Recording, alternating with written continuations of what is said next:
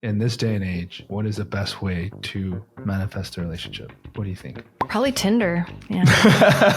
If I'm in my follicular phase, your girl's hitting the gym. I was focusing too much on it. It was consuming me. I was like afraid to eat certain foods. I'll like start learning a lesson, feel like I know it, and then know it again. And then I'm like, I do it again. And I'm like, self-love, self-confidence. Wait, what? I don't have it anymore. Like it's literally, that's just life.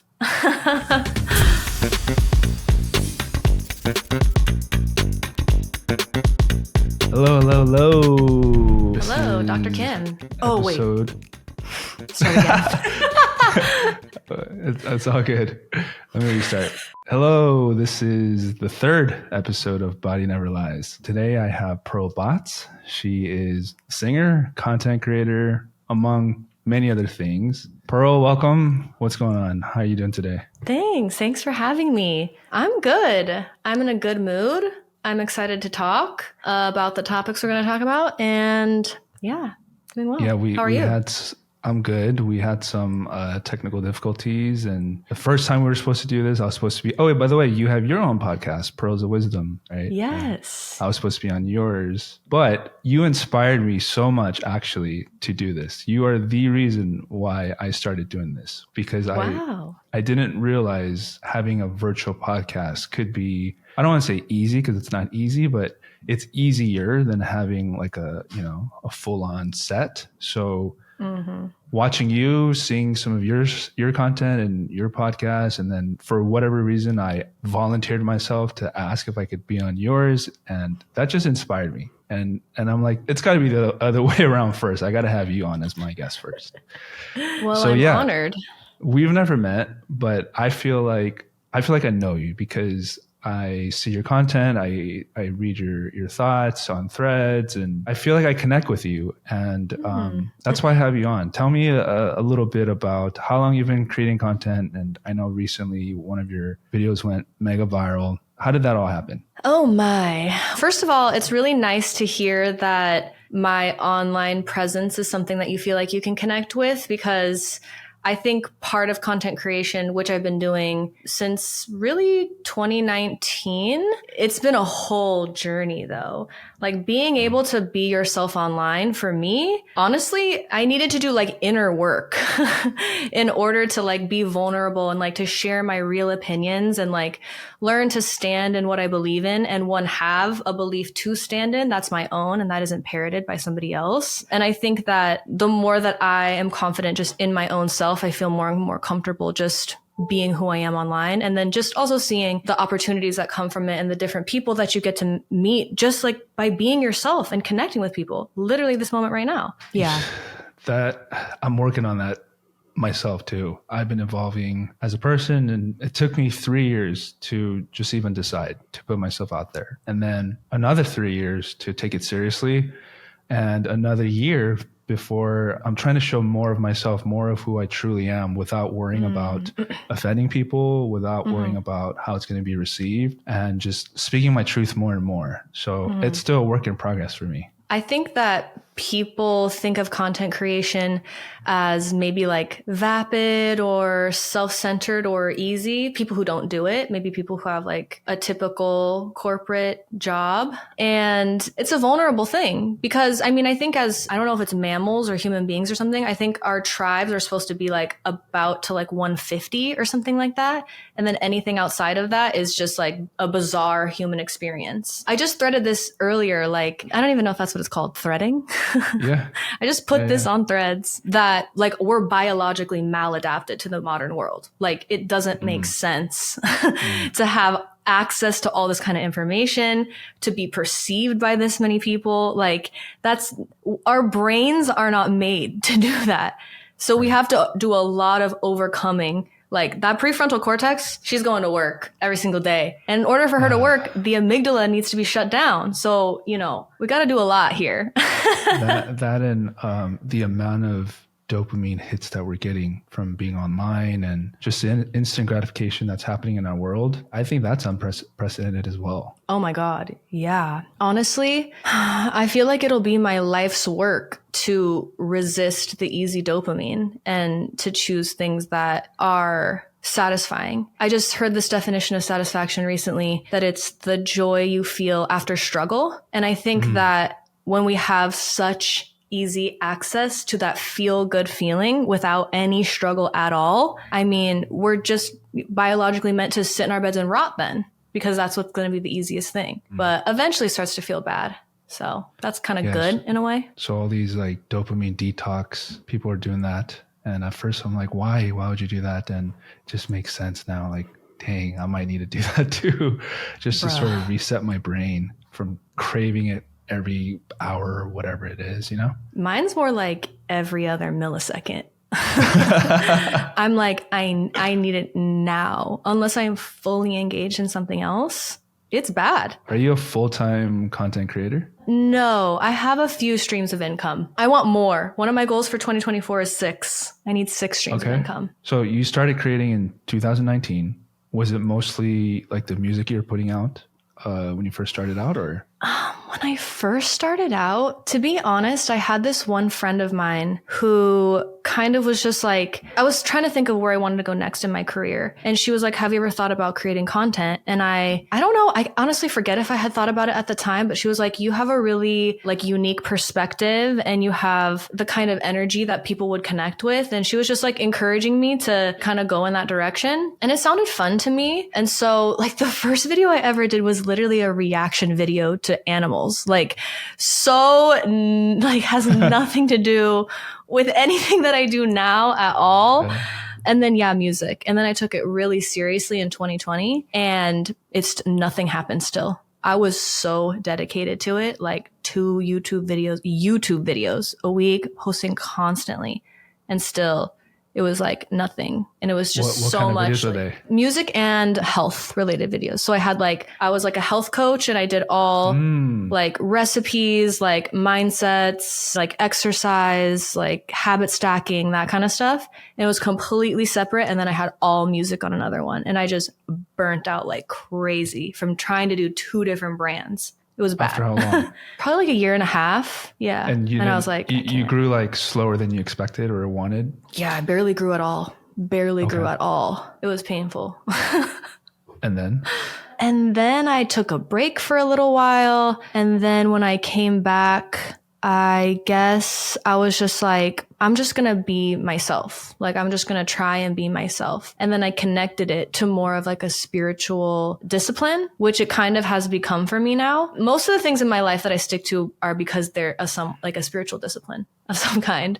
Like, it causes me to be courageous in ways that I wouldn't be without it. Is rejection therapy. In other ways, it helps me not have to think about other people's opinions. Like, and when I did that and I just started being more authentically myself, it sounds so cliche even to say that, but that's really what it was. I feel like that gave me any kind of growth.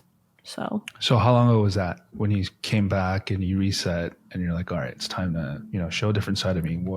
How long ago was that? It was kind of like a 2-year process, honestly, a 2-year process. And then, the less I care, the better it does. That's literally what it is. And then how did you end up making that video that went viral? That was recent, right? That was like 3 months ago, 6 months ago? Yeah, I think so. I think like around 3. Yeah, it's so funny. Like, I don't even really make content about relationships at all. I don't do like sprinkle content. Like, I don't do like how to get a man, anything. I never do stuff like that. I just had this thought in my head that was like, oh, if I ever went on a date with like a first date with a man and he didn't take care of the bill, I think that would just be a signal to me that we would be friends. Like, that's just like a thought that I had in my mind. And then I just made up some silly skit about it. And then it sparked a gender war.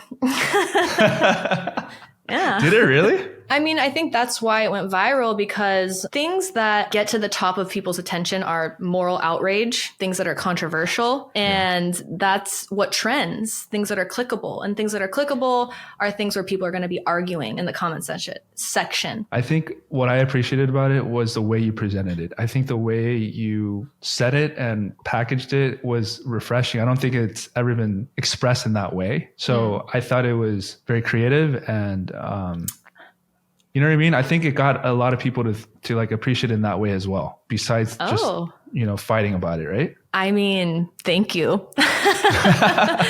I don't think I got a lot of comments like that at all. Really? Wow. Certainly not from men. Certainly not from men. Holy. Okay, hold on. The people leaving comments like that they're there, but the people liking it and not leaving a comment, they're probably liking it because of what I just mentioned, no? I mean, yeah. I hope so. Yeah, I think like even in that skit, I think the underlying message that I think is more important is, you know, I have a lot to say about this, but like, it's not that I don't have compassion towards men. I do. I actually love men, and I've grown to appreciate them even more. Like I definitely had more of a like men ain't shit vibe for a while, because that's just kind of how women talk, you know? And there are a lot of evidences of men mistreating women. I think we also need to like understand and recognize the context for men being more emotionally anemic than women. Like they haven't been given the space or been allowed to express emotions in the same way that women have. So we have a leg up, but whatever. It's obviously it's very complicated, but the message in that video is just like, when women know their worth, you accept different kinds of treatment and you accept different kinds of behavior. It's not about money. It's not about being a gold digger or anything like that. And also if women want to go 50-50, like go ahead, girl, like do your thing, but you don't have to. Like if that's what you want, you know? When that video took off for you, were you surprised by the comments? Is that what you expected? Did you know it was going to be like that? How was your reaction to when you saw that thing just like take off? I was just like, huh? Like, whoa. I actually didn't know there was such, honestly, like a painful divide between men and women and our misunderstandings of one another. I obviously knew, you know, there was things that we don't understand about each other, but it really surprised me to see how women too, it wasn't just men being nasty in the comments. Women too they're like, you're a broke ass man. Like, it's like, you don't need to put men down for not having money. Like, it's a struggle out here. Or like, oh, I guess you couldn't afford it. I don't think that's good advice at all. I think that's horrible. I did a story poll with my audience after I saw your video, and I said, if a man asked a woman out on the first date, who should pay? The man should pay 50-50, woman should pay, or whatever. You know, I put these like options, and it was split pretty, not equally, but most people said the man should pay, but there was a lot of people that disagreed. But I got a lot of responses, and the range of responses, I was so surprised by it. You know, it was a simple question and people just didn't answer it simply. They had this whole like, oh, but in this scenario and that, and you know, like some people got triggered just from that question too. And they got triggered by the poll. Like, I can't believe that, you know, like they voted that and all of this. And I think in modern times, like you said, the very first thing you said, we're living in a time where we're so connected to so many different people, instant gratification. This is like, we have to relearn how to be human in so many different ways. Absolutely. What do you think women don't get about men? Oh, that much? Damn. Here we go.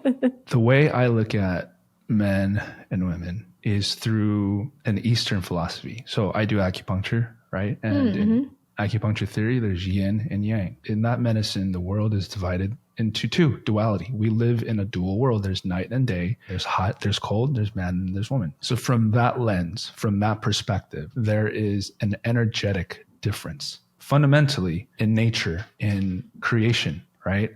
So if you view it from that lens, then I believe that there are energetic differences between a man and a woman. I'm not talking gender. I'm not talking anything else, because we could argue that all day long, and both sides could argue that, and there's, you know, we won't get nowhere. And I'm not even talking just biologically either. I'm talking more energetically, more essence, you know, the masculine essence and the feminine essence. There's differences. I think because of the history of patriarchy, especially in the West, the history, well, in the world really, there's a longing for the pendulum to swing in the opposite direction. And I think we're seeing that swing, and perhaps maybe we're seeing it swing even further than the middle ground, so to say. And so this topic is super sensitive because of that. And there's people who feel victimized by it, and the years of repression and, you know, suppression and et cetera, et cetera. So I understand why we're here in current times, but at the same time, I think because the pendulum has shifted so much, there's a sector of women who don't understand how to be feminine, who don't understand how to let a man be masculine and lead.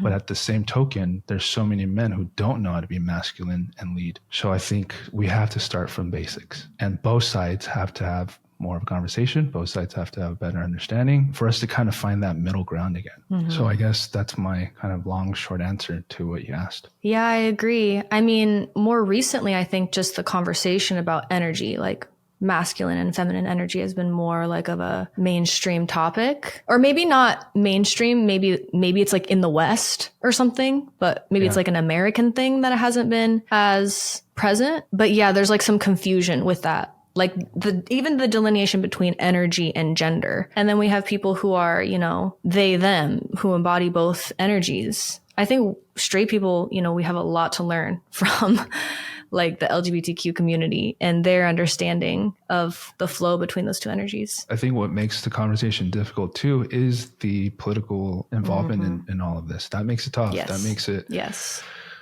such a thin line to walk, because you're going to offend people one way or another because of that. And that's why I'm trying to speak from a more basic, I don't want to say basic either, because some people might take that the wrong way, but just more of an Eastern view. Because when you do travel to countries in the East that aren't as Westernized, this is like foreign to them. Even the debate of this and the discussions of this is sort of foreign to them. So yeah, I think this is sort of a Western thing, not just in the America, but also in Europe and other Westernized nations, you know? I think that, you know, as each individual person kind of discovers for themselves how to be in their best energy, like I like being in my feminine energy, but what kind of, for me, what helped me tap into that was being around somebody who was masculine. It really like, I was like, oh, like I can relax in a different way. Like it taught me that experientially. Before that encounter, I wouldn't have used those terms because it didn't make sense to me. I mean, I kind of got it, but then I was like, oh, even like submission, which I grew up in an evangelical Christian home, and, you know, submission was like, submit to your husband. I was like,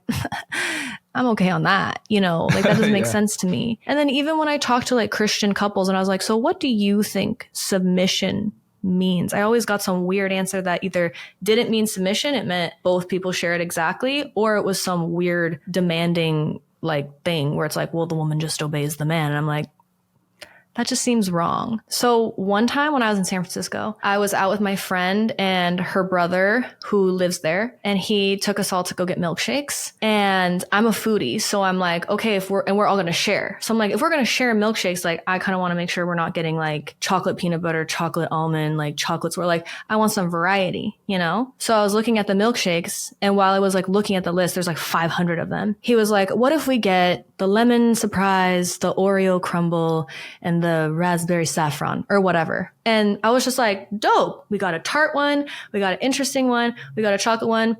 Couldn't have done it better myself. I didn't have to do any of the work. You already knew. You've already been here. You're leading the way. I'm down. Like, you've proven to me, you know, he wasn't trying to prove anything. He was just being himself. I was like, you are showing that like with food choices, you got it. And I don't have to do anything. So I don't think that's submission. I think that's just leadership. Submission would be like, if we like switched restaurants and we went to like a place that had hamburgers and French fries, and I was like, okay, I really want to get the French fries. If he was like, you don't want to get the French fries. The French fries are soggy. They taste like you should get the onion rings. They're fire. They're crispy. They're the best onion rings I've ever had. Get the onion rings. I would be like, I submit to you. Like, I will get the onion rings because you know better than I do. You know what I'm saying? Like, with this topic, I'll submit to your leadership because I know that we have aligned values. We like similar food. I know that you've shown me that you have my best interest in mind, and you checked with me to make sure. If you didn't know, you wouldn't be telling me to do something that I didn't know. And I trust you, and I get to relax. I think a lot of women would love to submit if that's what it meant, you know? I think people get caught up on words too. There's triggering words, and before they can hear the context, they get triggered. And I think submission is a triggering word for my God. Yeah. Hugely triggering. Yeah. Hugely. But yeah, you know, what you just described, again, in yin and yang terms, is yang energy is outward, yin energy is inward. So inward means receiving. It means accepting, nurturing. Yang energy is outward, leading, providing, giving. Even in like making love, right? The man gives, the woman receives. Right. Literally biologically. But the interesting thing about the yin and yang symbol is that they morph into each other. So it's not black and white.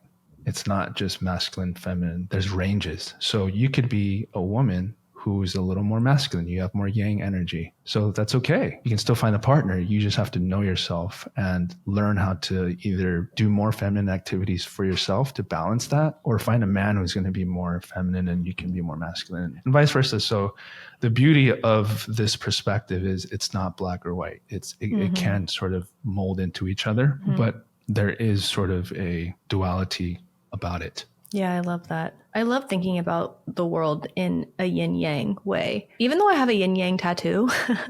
You do? Let me see. And I do. It's super little. It's just right here. Oh, cool. Did you see it? Yeah. Oh, yeah. Small. Yeah. I was reading this thing at a treatment center that I worked at, and it was talking about like yin self-compassion and yang self-compassion, like the difference between the two. Like one is like you stand up for yourself and you like motivate yourself. You like activate, you want like to activate like behaviors that are going to help you. And the other one is like being more kind to yourself, being gentle, being easy. And I'm like, yeah, like I definitely need both of those things. And just in general, having like a both and mindset, I think serves us more than having an either or mindset. Or knowing kind of what you lean more towards so that you can balance it. Right. Do you have a spiritual practice? Like, how do you live your life? Spiritually?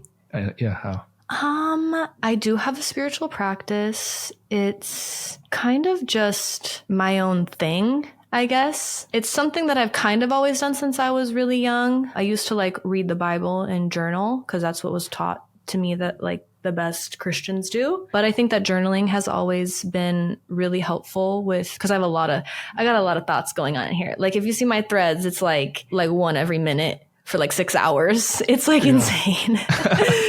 Threads is my new journal. It's like my more precise journal.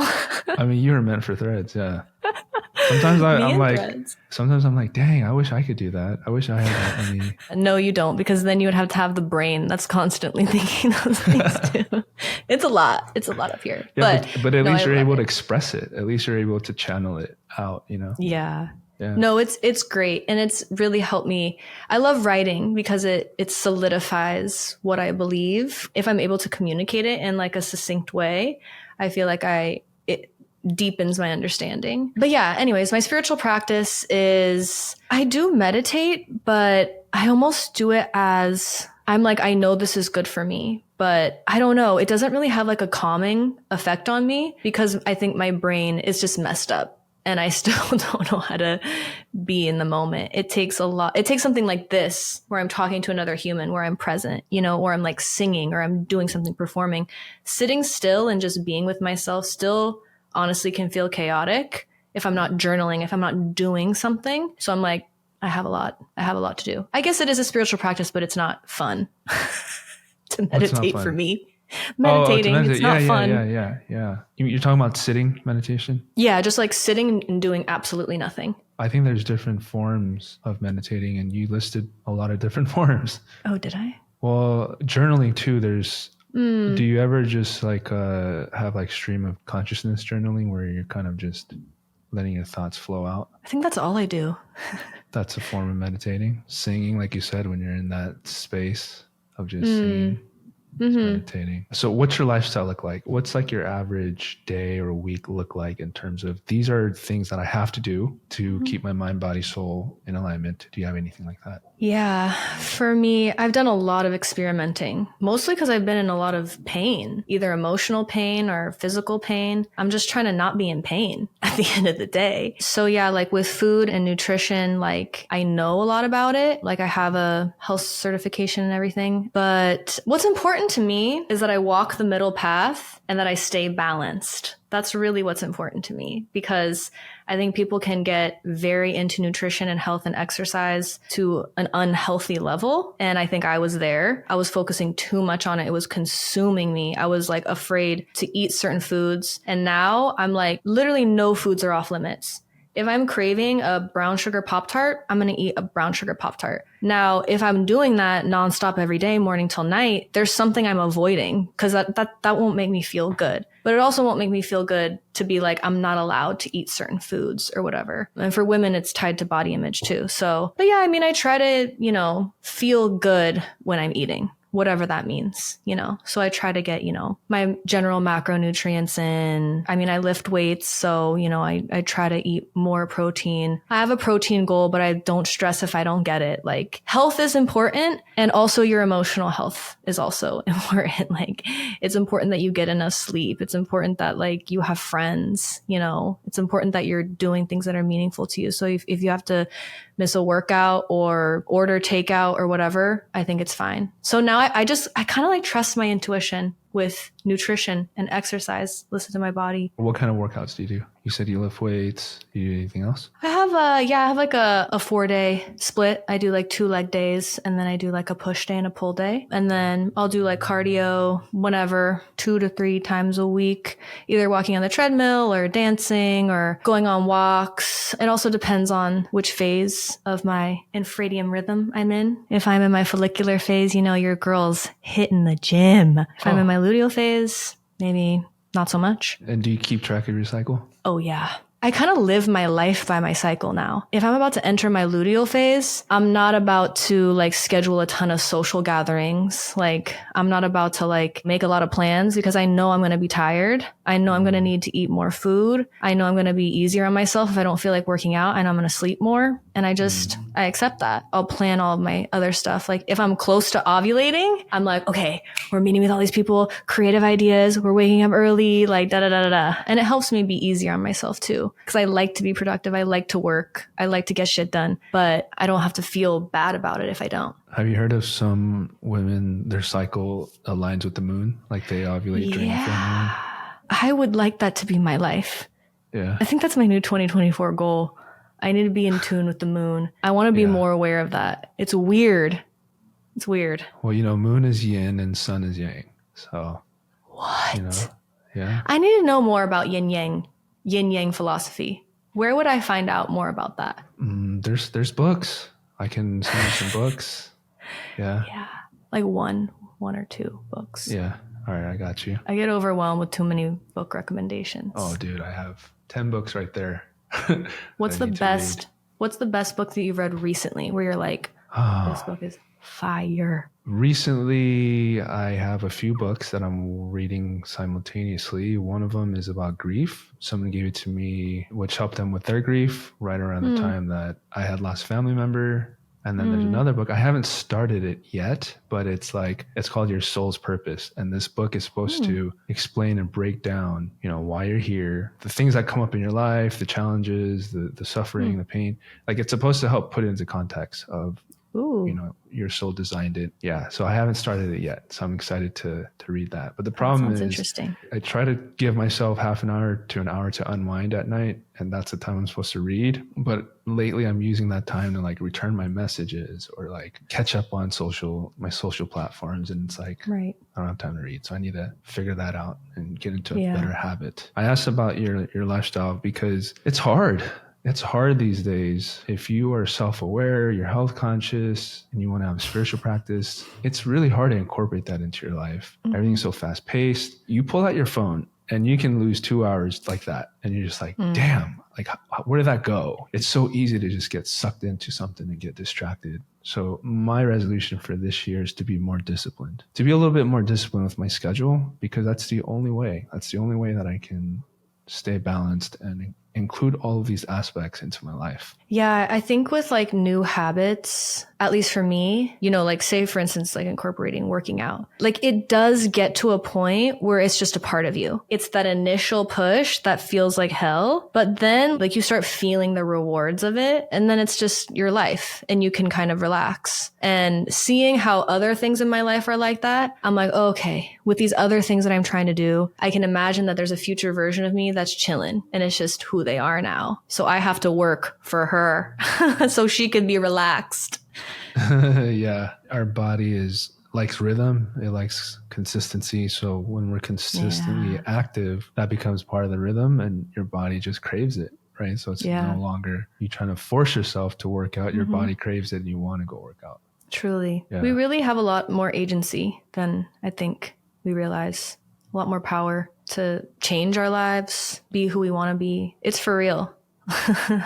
Yeah, I mean, with information and with people setting examples of it, which is why I like to ask, what's your lifestyle like? How do you live? Because when we hear how other people live, we can get inspired by that or learn something because our society isn't there yet. Our society isn't set up for a healthy health and wellness type of lifestyle, right? No, it isn't. Food options. And you know what I mean?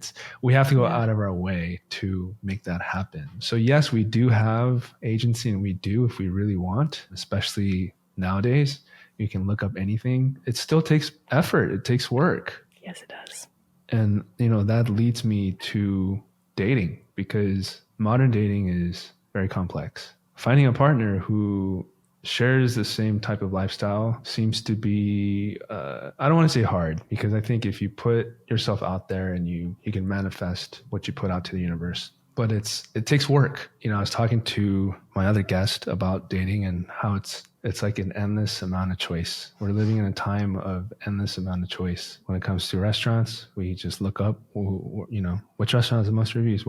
What's the best? It's the best. And when it comes to dating, I feel like it's so easy to just move on to somebody else because you found somebody better, or maybe there is a better prospect out there. And how is it for you? Are you dating right now? You make content around it. You talk about it all the time. Where are you at? Well, this past year, I wasn't really dating at all. I wasn't against dating, but I was just focused on building my community. I heard someone use the term soul family, and I'm like, oh, I'm trying to find my soul family, and then they probably know my soulmate. You know what I'm saying? Like the more and more I connect with like my soul's matches in different ways, I think the mate who I'm supposed to share my life with, I think it'll just appear. Like it'll happen when it's meant to happen. But I also think that a lot of people get into relationships for so many different reasons. For instance, like I don't want to get into a relationship for like companionship. Yes, like that is one aspect of it, but it's so much more than companionship. Of course, obviously there's like physical intimacy, blah, blah, blah. But I think for me, I've done so much like healing and inner work and personal development, like an insane amount of hours, a ludicrous amount of hours. Like it's too much. Honestly, I need to stop. But I'm like, okay, I'm addicted to like being by myself, being in isolation and working on myself. And then I think that once I get to this certain amount of perfection, then I can present myself shiny and new to this, guy who's going to be like, wow, you're amazing. And I'm like, that's not what dating is. That's not what love is, and in life, I want to experience as many different kinds of love and the dynamism of love. So like the more you love somebody, the more opportunity for heartbreak, the more vulnerable, like the lower it goes, the higher it goes, the lower it goes. With a relationship, for me, I'm like, I'm ready to heal. Like that's the next in context with another human being, and to be mirrored back things that I won't be able to see on my own. And I have friends who do that. I'm very comfortable doing that with friends. I'm very comfortable doing that by myself. For whatever reason, it's just a lot more scarier and intense and vulnerable, especially with men. I'm like entering an openness of like, okay, I think I know what a relationship is for in my life. I expect it to be good, but it's not so I feel pleasure. You know what I mean? It's for my expansion. It's for our mutual expansion. When I find someone who feels like we would be good at doing that for each other, then I'll do it with them. And in the meantime, I'm doing it by myself and with my friends. And I'm great. I'm great with that. What type of self-work and healing have you done? Oh my God. I mean, I've just read an insane amount of books. Okay. I spend a lot of time just like kind of thinking, like contemplating. Journaling. I really talk a lot aloud to myself. I talk to other people about it. I just feel my emotions. But yeah, just really every day I just have time to reflect. Just a lot of reflecting, a lot of honesty, a lot of being like, this is what it is, and accepting what is. Understanding my family history. I don't know. It's a lot. Yeah. And you're writing, journaling? Journaling, definitely. Definitely.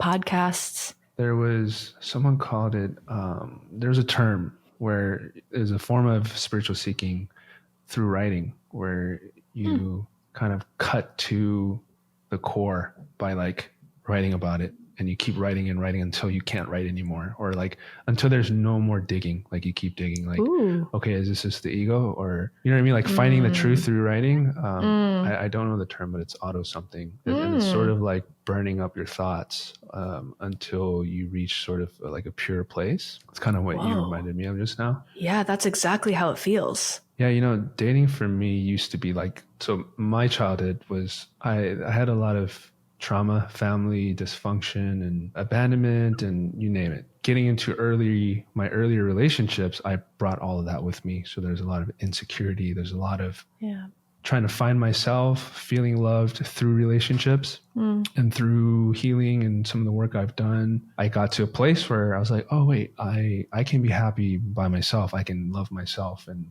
I don't need someone else to complete me. And that went on for a number of years where I was like, oh, I'm actually completely okay never getting married. And if I do, great. If I don't, great. And I can just date if it happens to me. But then I realized, wait, like what you said, at some point, before I get to there, my whole premise was I don't want to meet someone who's also looking for completion. If I do get in a relationship, I want someone who's also happy, and we can share that happiness together. And that's my ideal form of relationship. And until I find that, I'm not going to look for it. But then I realized, okay, that's all great. And you're at a good place to be able to think that way. But being in an intimate relationship is probably the best, or one of the best ways for you to look at yourself, like you said, mirror, self-growth and mutual growth. And so I realized, okay, being in a relationship isn't just about being happy together and sharing that happiness and experiencing pleasure. It's also another form of growth. Then I started opening back up, like, okay, maybe I'm avoiding being in a relationship because I don't want to do that work. And so I kind of have gone in these circles, I guess. And I've been single for 2 years now. And now I'm coming back again to that place of I'm happy. I love my freedom.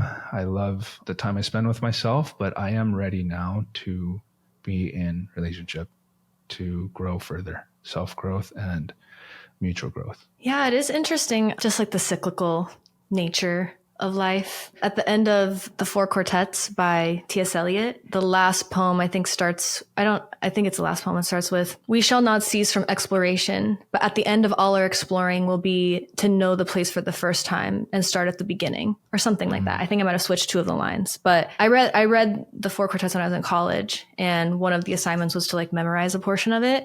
I don't remember the rest of it, but that always stuck with me, because I'll like start learning a lesson, feel like I know it, and then know it again. And then I'm like, and I'm also like, and I also kind of knew that when I was a kid, but also not at all. And then I'm like, I do it again. And I'm like, self-love, self-confidence. Wait, what? I don't have it anymore. Wait, like it's literally, that's just life. What do you think though? Like, okay, so this is all good. We can philosophize, we can talk. How do we make it real? How does it play out practically? In this day and age, what is the best way to manifest a relationship? What do you think? Probably Tinder. Yeah. Just swiping on Tinder. Yeah. I mean, I think for me, it's the same thing as making friends. Like this year I made all new friends, completely, entirely new community. And I think like you have to go outside is step one. You can't be in your room unless you want to swipe. Go ahead and swipe if you want. But if you want to meet someone and like feel their actual energy, you have to encounter them in the real world. So I think we all know that, but like actually you have to go though. I mean, frequenting the same places over and over and over again, because, you know, that's how people meet people, by proximity. Frequenting the same places at the same time, ideally, if you really want to practice doing it. Places that you think are cool, that you think a cool partner would be going to too. So like, I don't know. I'm like cool coffee shops, like nice hotels, you know, I don't know, bookshop, I don't know, things, but the park, I don't know. Yeah, frequenting places, not being afraid to strike up conversations with strangers in general, like just being in that practice. Like if I see a girl with a cool outfit, I'm gonna be like, your outfit's sick. Or like if I see a guy with cool shoes, I'm like, those are cool. Where'd you get those? You know, just talking to people in real life. Putting yourself out there and sort of letting your energy like, hey, I am available and I'm here to meet, like kind of turning on your energy when you go out. Is what you're saying. Yeah. And looking hot too when you're out. What about like online dating? It's almost like, you know, if you don't have a lot of friends or there's not a lot of events, what are you left with? Yeah, I guess you can do online dating. I'm not opposed to online dating. I don't know if it works for people, go for it. I just feel like so much of our lives is staring at a computer screen. Do we want our love lives to be a part of that too? Maybe. I have actually several friends who are getting married to people they met online, but yeah, you hear that, right? You know, you mentioned proximity, right? Like frequenting coffee shops and things like that. In the past, that's how people met. You go to your neighborhood coffee shop, you go to your neighborhood, church, or your neighborhood this and your neighborhood that, and then you meet people and then you get married before cell phones, before internet, right? Mm-hmm. But nowadays we're spread out. We have access to, our friends are all over, like, back in the days, like Saturday night, everyone goes to this bar, this club, or this, location, and all your friends will meet there. But now, like everyone's out and they're in different places doing different things, and it's you text each other, hey, meet me here, and everyone's all spread out, right? So this meeting people through proximity is a lot harder nowadays. And I think that's why people kind of turn to online dating as it's a tool for us to try to meet people, because it's harder unless you're in a work or school environment where you're constantly around a lot of people. It's gone harder, don't you think? Oh yeah, it's way harder. Yeah. You have to try like 10 times more. People think that love is just going to find them. And in some ways it does, but you have to do 10%, I'd say, of the work. And then the universe does the other 90 or whatever. But I think it's more like 50-50.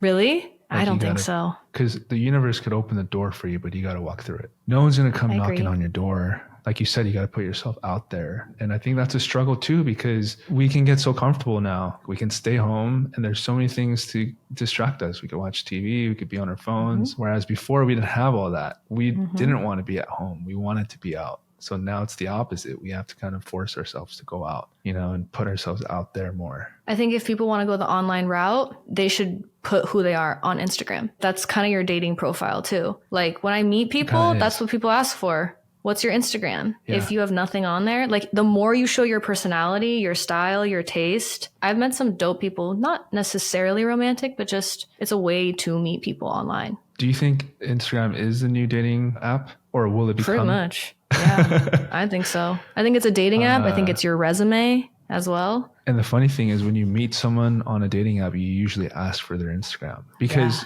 going off of 4 pictures and a few words, it's really hard to gauge somebody, right? And get to know them. But when you look at their profile, you get a better sense. But even then, it's still not as good as meeting in person, right? But that's a good point, because one of my friends recently, he's like, he never posts on Instagram. And he's like, yeah, like I realize when I go on dates, they ask for my Instagram. He's like, I need to spruce up my profile. And I'm like, yeah, that's a great idea. You should do that.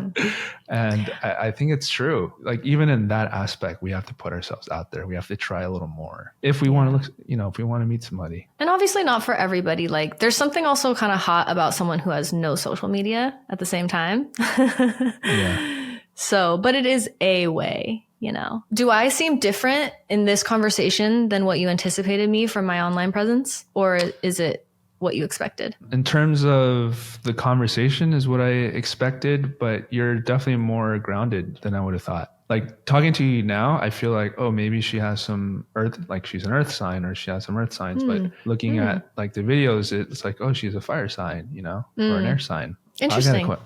Well, yeah. Well, what do you say to that? No, I'm just curious because I don't know how other people are perceiving me online, And yeah, I want to get more and more accurate at being more of myself online. But yeah.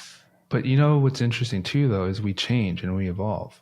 So True. Is there ever an accurate depiction of ourselves? I mean, we can strive for it and get more authentic, I think. Yeah. Yeah. But I think it's always going to evolve. My content's evolving. I want to do more of this now than just showing the treatments. That's fun and great. But I want to evolve a little bit more into this, not just like podcasts and interviews, but just speaking and expressing, I guess. Yeah.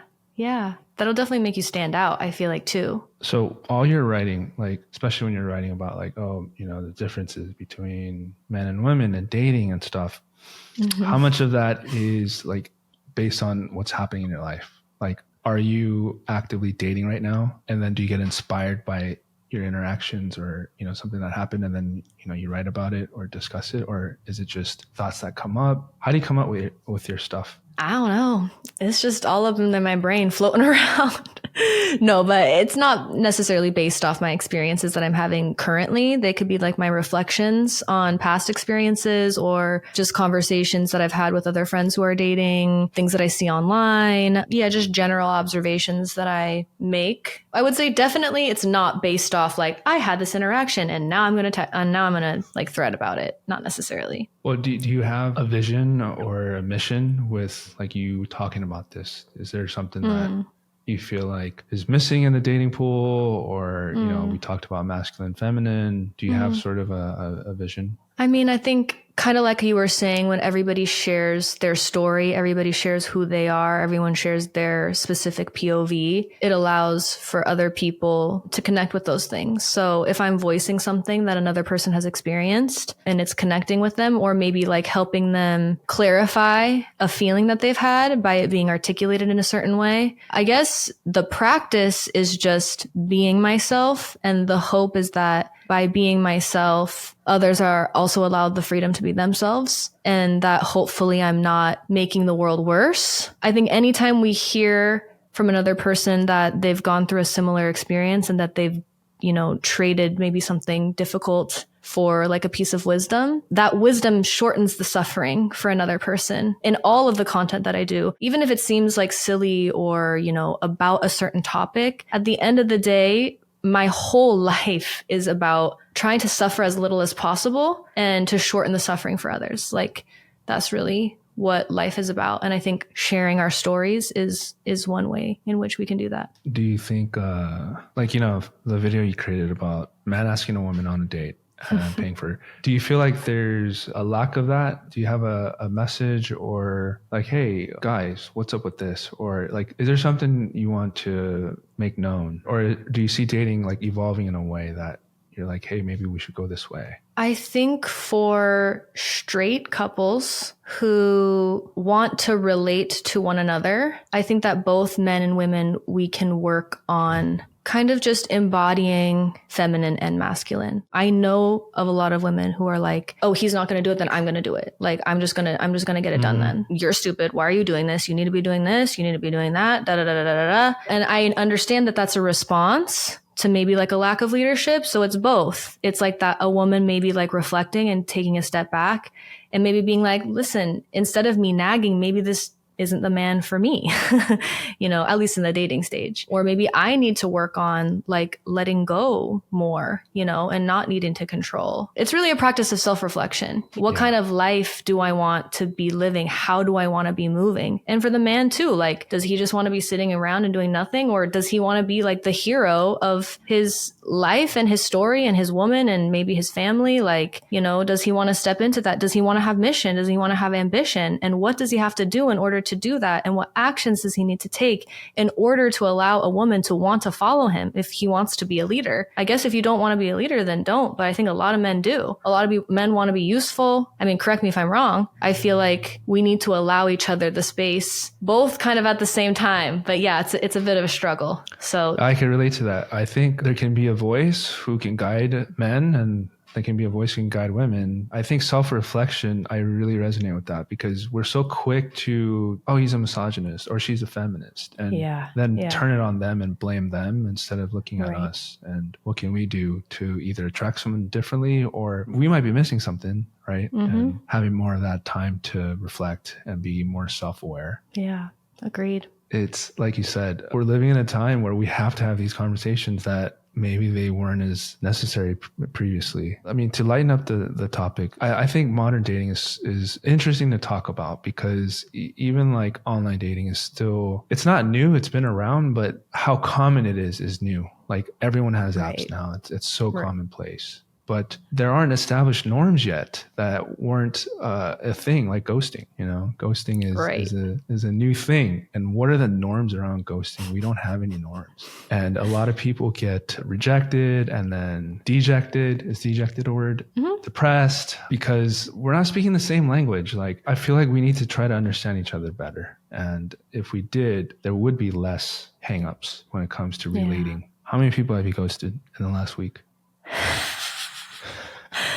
I think there's an appropriate level of ghosting. If you go on one date with someone who's a stranger, complete stranger, and then it's just like not the vibe and you kind of both feel it, then like, okay, I don't really need to be like, it's not a match. You know what I mean? It's like, if he doesn't text me and I don't text him, like, bye forever, I don't know. I guess I just kind of follow the vibes personally. Like, if I have a really strong connection with someone and then they we were physically intimate, or we spent 3 months, I don't know. It's just like it's not, when do you go? Not simple. I don't know. There's a spectrum and everyone's views on it are slightly different too. I don't have all the answers, but I want to start a dialogue though, of at least a general construct, because I think ghosting has become too normalized, where it's like not a big deal. And we might be losing respect for people, because here's an example. This is kind of a bad example, but if you're a girl and you've got 10 guys hitting you up, right? And you've got 10 prospects. One of the 10 guys, like, she's the only one that you're talking to. He might be hanging on to her response for the whole week,